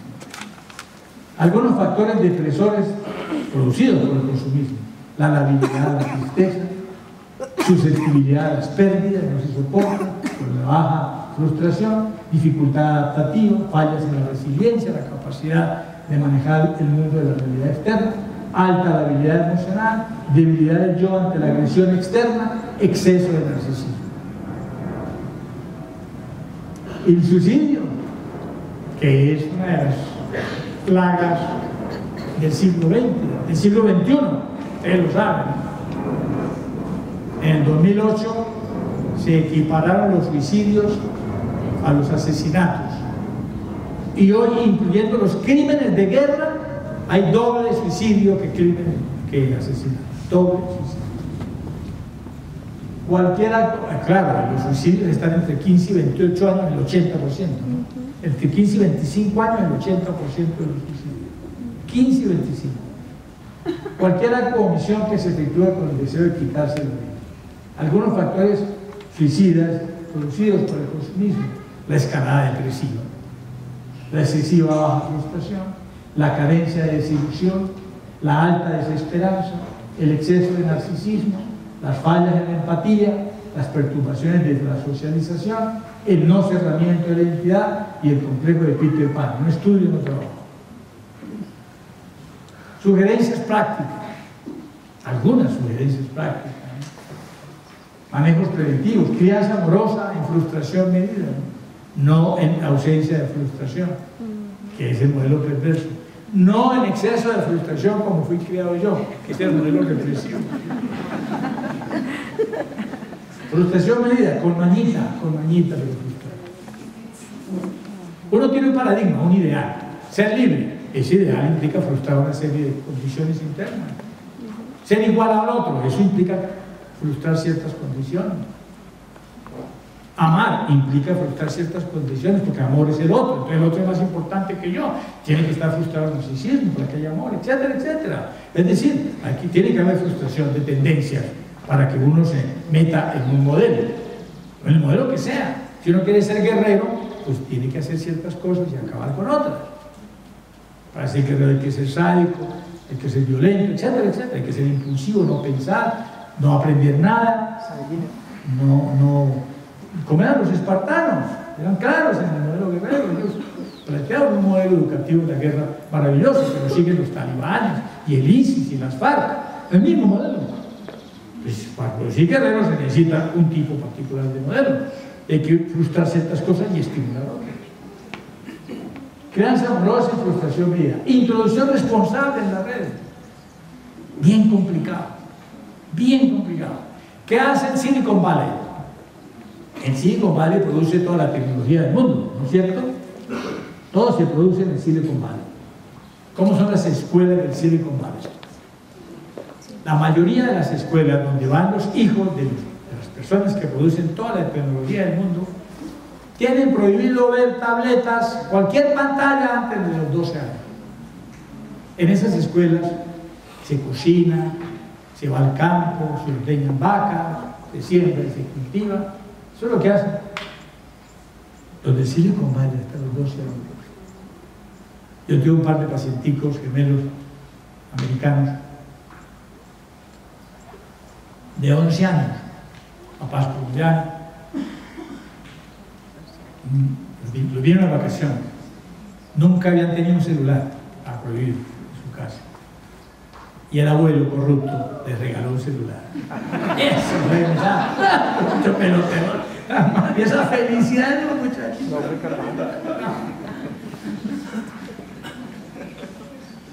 ¿Será eso? Yo no creo. Eso es tapar el sol con la mano. Yo no creo que sea inhibiendo la tecnología, impidiendo. Yo no creo que eso sea. Amén de que sabemos muy bien que todos esos aparatos son las niñeras más maravillosas que han existido. No existe una niñera igual. No es sino a la pantalla, el tipo queda hipnotizado y es como si se hubiera fumado un cacho de marihuana.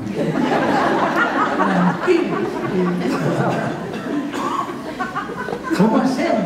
Todo está por inventarse. Que lo grave es que estamos frente a cosas que no sabemos qué hacer con ellas. No hay marcos conceptuales para ponerlas. Apenas estamos... Entonces aparecen apóstoles, aparecen filósofos y aparecen predicadores de todo tipo de cosas, desde los más pesimistas y los alarmistas y los que hacen el apocalipsis now a toda hora, hasta los que les importa todo un carajo. Es decir, hay de todo. Lo que es claro es que hay un cambio estructural de la humanidad. Eso no hay duda. El que dude eso puede morir inocente. Así es, simplemente eso. Estructural, no es lineal. No es una cosita lineal, que apareció una cosita y después cambió. No, la cosa sigue igual, no. estructural. Todo lo que nosotros pensamos, sentimos, creemos, valoramos, se murió. Entierro de quinta. Están pensando totalmente distinto. Nosotros pensamos, sentimos, creemos. ¿Qué tal la ética hoy? ¿Qué tal la sexualidad de hoy? No les cuento porque quiero que mueran inocentes en ese tema. Pero yo sí lo escucho todo el día. Es brutal. Me paran los pelos. Yo con esa experiencia que tengo a veces me paran los pelos. Se me sale el machismo, se me sale el homofóbico, se me sale un montón de carajadas esas con las cuales yo fui criado y tengo que hacer muchos esfuerzos para que no me noten. Es brutal. Es un cambio estructural de la humanidad. Además, con una tecnología que todos los días avanza y avanza y avanza y avanza, y nadie se ha soñado siquiera qué puede producir. Nadie lo ha pensado. ¿Qué tal lo que viene? El nanocomputador, que se va a mover con la energía del pensamiento. Hace 4 años apareció una noticia en el periódico. Los pilotos de prueba, naves americanas, pilotos de prueba alemanes, el 40% de la máquina la estaba manejando con el pensamiento. O sea, no es un chiste. No es un chiste. El computador va a estar en el cuerpo, quién sabe dónde lo van a instalar. Y uno lo prende y lo apaga con el pensamiento. ¿Ustedes se imaginan eso? Mejor no se lo imagino. Sí, mejor, es que es mejor morir inocente. Es que lo que se viene es brutal. Brutal. Al portas de vivir más de 200, 300 años. Al portas, estamos listos. Al portas de hacer el hijo que uno quiera como se le dé la gana. Con cirugías del espermatozoide, del óvulo, todo lo que usted se imagine. Y se viene ya es un hecho. Entonces, ¿cómo diablos prospectamos? ¿Cómo diablos pensamos, por ejemplo, en educar? ¿Qué tal los valores? ¿En qué valores educamos?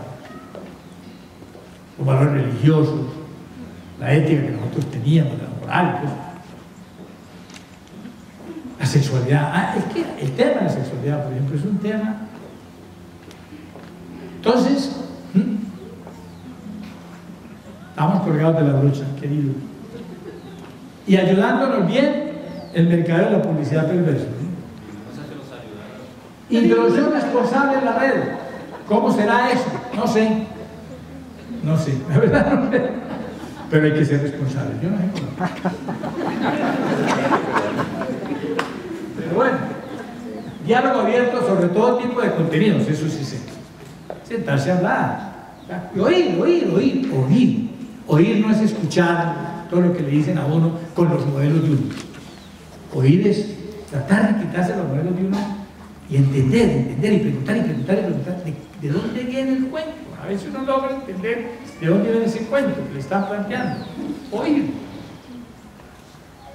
Diálogo abierto sobre todo tipo de cosas. Lucha contra el consumismo en casa y en la escuela. En eso sí soy claro. Hay países que están dando una lucha abierta al consumismo como Canadá, lo cual no quiere decir que no haya consumismo, pero es muchísimo menor que en otros países. Eso yo lo he visto, me consta y lo he visto funcionar. Más sin embargo, pues siguen existiendo los milénicos, que son iguales en todas partes del mundo. Legislación estatal anticonsumista, yo creo que eso sí los estados tendrían que sentarse a pensar en eso. Por ejemplo, yo creo que debe prohibirse. La palabra prohibir es, como decía Daniel Larouche, prohibir. Pero yo creo que debería estar eximido. Que utilicemos otra palabra. Eximidos los niños de toda publicidad. Ninguna publicidad debe tener niños. Yo creo que eso es una cosa terrible. Primero porque genera un modelo en los niños que todos quieren estar ahí, ¿no? Hay toda una cosa que yo he oído en los niños con respecto al hecho de aparecer en la televisión, al cuarto de hora. Por un lado. Por otro lado, todo lo que significa el manipuleo del ser humano a través de los niños. Yo creo que hay cosas mínimas. Hacer de verdad, colar la publicidad de verdad, generar publicidad lo más sana posible. Quitar las mentiras a la publicidad. ¿Qué tal todos los champús? Los champús los hace una sola fábrica, todos. Y cada uno le cuenta un cuento distinto al que vende. Yo hablaba con los grandes productores de vida, todos son iguales, todos lo venden una sola fábrica. Ahí le echan algunas revistas más para que huelan distintos, pero esto es la misma vaina, es una perra con distinta guasca. Lo que pasa es que, como los ponen en la televisión, no, es que este sí le quita a usted la caspa, ¿de cuándo? ¿Qué tal el cuento de los ojos? ¿Qué es propaganda? No, yo ya no veo eso. Conocimiento del adolescente para el acompañamiento efectivo del consumismo. Es que el desconocimiento de la adolescencia es una cosa que nos mató, porque es que somos una cultura. La adolescencia efervescente nace a mediados del siglo XX, y hoy estamos incluidos en un mundo absolutamente adolescencial. Si no conocemos la adolescencia, ¿cómo diablos la vamos a manejar? Los adolescentes no son niños, y si seguimos con el modelo infantil en la adolescencia, vamos a equivocarnos de cabo a rabo. Capacidad de charlar sobre problemas sin juicios de valor ni infantilizar, hablando sobre los adolescentes, y los mismos niños, ¿no? Sin regresar, sin plantear elementos regresivos y sin juicios de valor. Yo creo que estas son algunas que se me ocurrieron, cosas preventivas que uno plantea, pero ante todo sí tomar conciencia, ¿no? De que el consumismo es una paradoja, ¿no? Porque la cultura nuestra, la cultura actual se sostiene por el consumismo. Es una paradoja terrible. Si no hubiera tanta venta de tantas cosas que no sirven para nada, pues no seguiría avanzando la investigación y la tecnología. Es decir, es una paradoja muy compleja, no es fácil de resolver, pero sí al máximo, intentar por lo menos no incluirnos en un modelo consumista. Así consumamos, bueno, demos un poco en las modas, etcétera, pero tratar de luchar al máximo contra esto en nosotros mismos y en nuestros hogares, con nuestros hijos.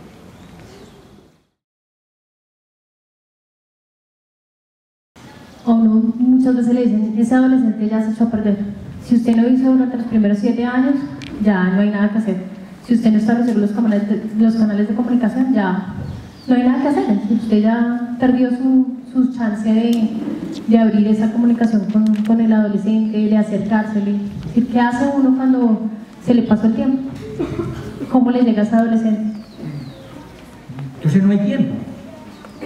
No hay tiempo real, no lo ven muchas veces por eso, no simplemente por negligencia o por ignorancia, sino porque no hay tiempo real. Además se le entrega ese tiempo real que uno no tiene, ese tiempo real de cercanía, de cuidado, se le entrega a la escuela. Ahí viene otro problema muy serio, es la responsabilidad de la escuela en la crianza y en introducirse en estos temas pantanosos y arenosos, de arena movediza en que estamos metidos, en el tema de la posmodernidad. Y la escuela tendría que acomodarse a los nuevos vientos, a los nuevos niños y a los nuevos adolescentes que tienen, no tratar de que ellos se acomoden a ellas. Es lo primero que habría que hacer cuando tú dices se salen las cosas de las manos, que es tan frecuente ver, es escuchar. Yo pienso que lo primero que tenemos que hacer es abrir canales de comunicación hasta donde sea posible, porque tenemos el otro problema, que supongamos lo pones en la adolescencia, el adolescente no quiere hablar con el adulto, habla con sus pares, y con ellos entiende y comparte, y con su grupo en particular, porque tiene un self compartido con su padre, su mismidad se comparte con el grupo, con su grupo de pares. Como uno no quiere nada, entonces es muy difícil comenzar a abrir canal de comunicación con una personita así. Por eso los intermediarios son tan importantes cuando hay conflictos, y el primer intermediario, pues obviamente es la escuela. Porque la escuela sí tiene personajes intermediarios entre el adolescente y el adulto. Teóricamente, por ejemplo, los departamentos de psicología en las escuelas están en condiciones de estar en los dos lados, ¿no? De estar escuchando a los padres, pero también hablar con los muchachos, con los niños. Entonces son un personaje muy útil. Sí, el problema es cuando ya la situación está montada, ¿qué hacer frente a la problemática? Hay muchas cosas que uno puede hacer, hay errores y cosas que puedan pasar, que el muchacho se emborrachó por primera vez, o la niña, qué sé yo. Entonces, lo que yo aconsejo es no usen la fuerza, no usen la represión, no usen el castigo, eso no sirve para nada, eso ya no funciona, hacen gárgaras para eso. Todos los castigos no sirven para nada. hacen gárgaras. Los muchachos hacen gárgaras con los castigos. Eso no hay nada que hacer. Entonces, hablar, sentarse a conversar, hablar mucho, mucho, lo máximo que uno puede hablar y lo máximo que pueda llegar. Y buscar personajes intermediarios que le permitan eso, un elemento ante todo de comprensión, qué es lo que está pasando ahí. Que la persona entienda lo que está sucediendo y se apersone en la situación, ante todo se apersone los peligros de las cosas negativas que pueden devenir de lo que está haciendo, que es el problema complejo. Porque cuando uno se preocupa porque una niña se emborrachó, embriagada, ¿no? Pues el problema es que viene después. Eso es lo que preocupa, ¿no? Entonces, mirar la experiencia, conversar sobre la experiencia, hablar sobre ella, en el plan menos punitivo y menos de juicio de valor posible, en el plan más comprensivo posible. Y de esa manera que se saque un aprendizaje, una enseñanza. La vida es aprender. ¿Qué tanto comparte la responsabilidad de la escuela y la familia? Uy, pusiste el dedo en la llaga, un tema muy complejo que has planteado. Yo tengo una respuesta, obviamente, pero es mi respuesta. ¿Qué es lo que yo he visto? Primero, un poco lo que hablábamos ahora, unos padres con menos tiempo, real. Uno, cuando era niño, yo cuando era niño entraba en pánico, llegaba a mi casa y no estaba mi mamá. Era pánico absoluto, a la edad que fuera. A los 17 años llegó la mamá y estaba en pánico. ¿Dónde está mi mamá? Bueno, no hay tiempo. Y entregamos los hijos a la escuela. O sea, la responsabilidad de la escuela hoy, más que nunca, es dramática. A mí eso me preocupa enormemente. ¿Por qué? Porque yo estoy viendo los problemas generados por una escuela que no respondió. Yo no tengo duda en decir, lo estoy escribiendo, estoy terminando mi libro sobre el tema, y tengo una propuesta. Por ejemplo, una de mis grandes preocupaciones, ¿qué es lo que más me saca canas a mí? Las que ya, los poquitos pelitos que no tienen canas, me los acaban de sacar, los millennials. Los millennials, no estos que traje, que son todos, sino los que han pasado la línea. Esos de 2 meses metidos en un cuarto, ¿no?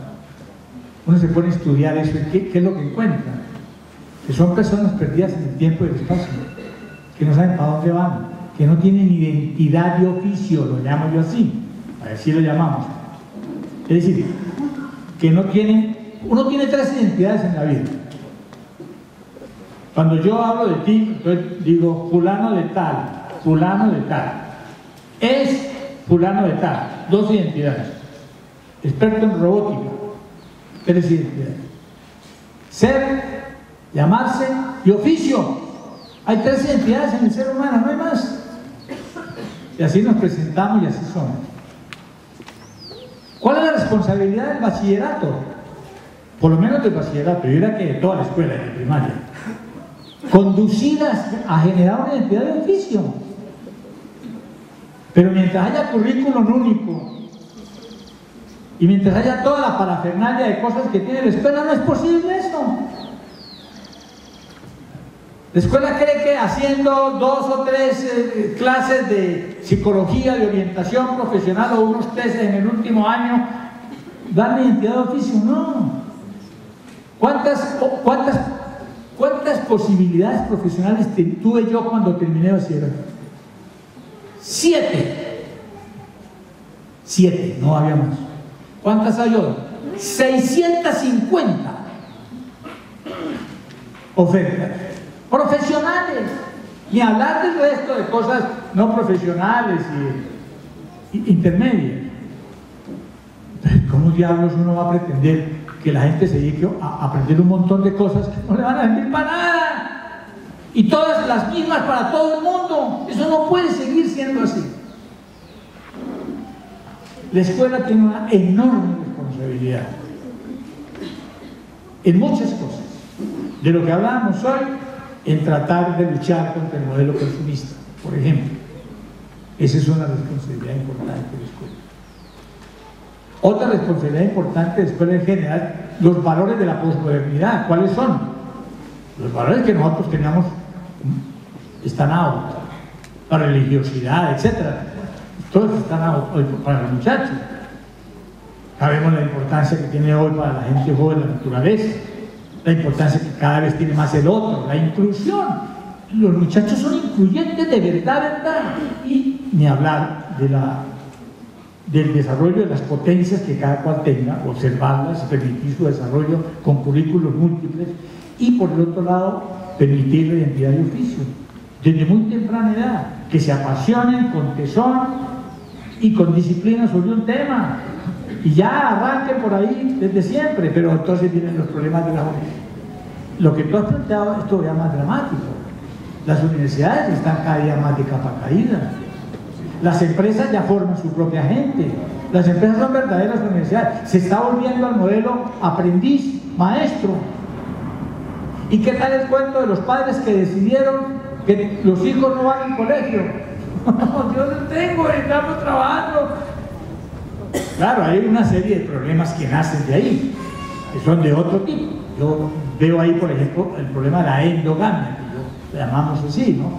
Es decir, que no rompen hay una socialización, pero es una socialización demasiado ligada a los padres, como que el cordón umbilical continúa demasiado, y eso está por verse, ¿qué pasa después?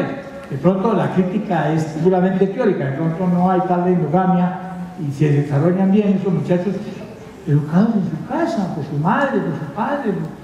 Bueno, en general tienen condiciones económicas para poderlo hacer, y uno ve desarrollos tan impresionantes dentro de una situación X que la respetan y cogen por esa línea y nadie los toma mal, y se están obligando a un currículo muy único, sino que hacen lo que a bien tengan en cierto momento, canalizado para llevar algo que los apasione, les guste,